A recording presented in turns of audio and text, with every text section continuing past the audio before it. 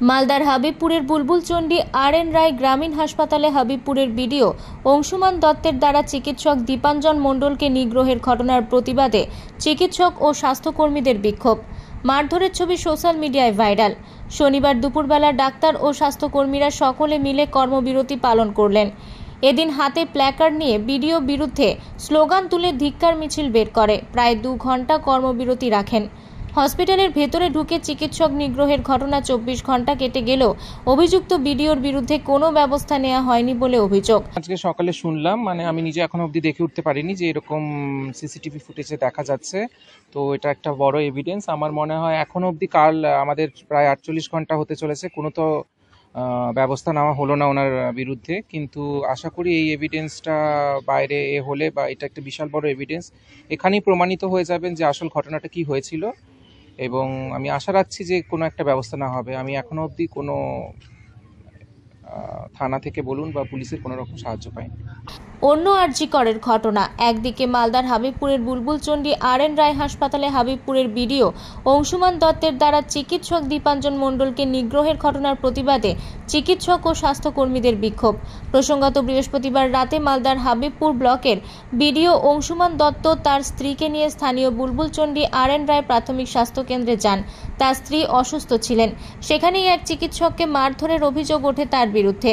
হাবিবপুর থানায় অভিযোগ দায়ের হয়। ঘটনাটিতে ব্যাপক উত্তেজনা ছড়ায়। কর্মবিরতি কেন ডেকেছেন? আমাদের কর্মবিরতি এই জন্যই, আমরা স্যারেদের আমাদের যে এফআইআরটা নেওয়া হয়নি, আমরা অবিলম্বে স্যারের শাস্তি চাই। আর এটার কি এফেক্ট, কেন এটা এরকম করা হলো, ওনাকে সবার সামনে এসে বলতে হবে।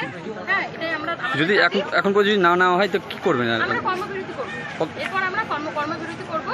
এটা আমাদের আগাম আমরা জানিয়ে দিলাম যে আমরা এরপর কর্মবিরতি। আজকে কতক্ষণ করছেন? আমরা আজকে 2 ঘন্টা মতো। আমরা চিকিৎসা কি পরিষেবা দেওয়া হচ্ছে রোগীদের? পরিষেবা অব্যাহত আছে। পরিষেবা আমাদের এমার্জেন্সি অবশ্যই থাকবে, কিন্তু এরপর যদি কোনো রকম অ্যাকশন না নেওয়া হয় আমরা কর্মবিরতি করব।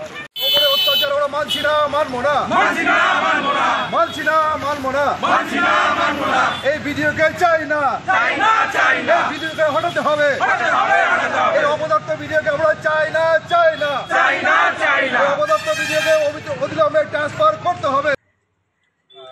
যে ঘটনাটা ঘটেছে সেটা একদমই নিন্দনীয় ঘটনা, ঠিক আছে। বিডিও সাহেব এসে ডাক্তারবাবু সাহেব অ্যাপ্লিকেশন, এটা তো একদম মেনে নেওয়া যায় না, ঠিক আছে। আর পুরো ঘটনাটাই সিসিটিভির আওতার মধ্যেই জিনিসটা হয়েছে যেহেতু, হ্যাঁ, তো সেখানে তো সবাই চাক্ষুষ দেখতেই পাবে, হ্যাঁ, শুরু থেকে শেষ পর্যন্ত কী ঘটনা ঘটেছে।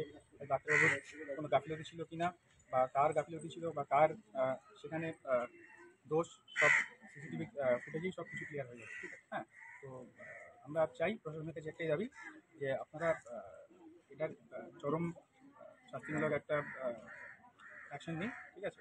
আমরা এটাই চাই। হ্যাঁ, আমরা ডাক্তারের পাশে আছি, আমরা এটা মানছি। মালদা থেকে দেবাশিস পালের রিপোর্ট, আনন্দ বার্তা।